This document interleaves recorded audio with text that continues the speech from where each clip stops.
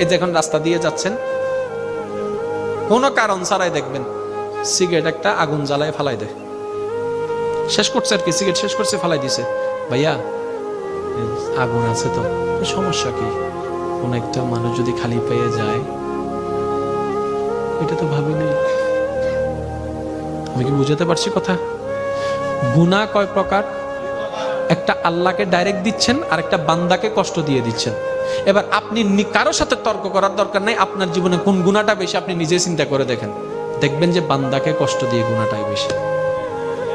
যেটাতে মাপ পাওয়া 90% কঠিন, আর আল্লাহকে যেটা কষ্ট দিয়েছেন সেটাতে মাপ পাওয়া 99.99% সহজ। যেটাতে মাপ পাওয়া সহজ সেটাতে আমরা ভালো করে প্রস্তুত নিচ্ছি, আর যেটাতে মাপ পাওয়া কঠিন সেটাতে আমাদের কোনো মনোযোগ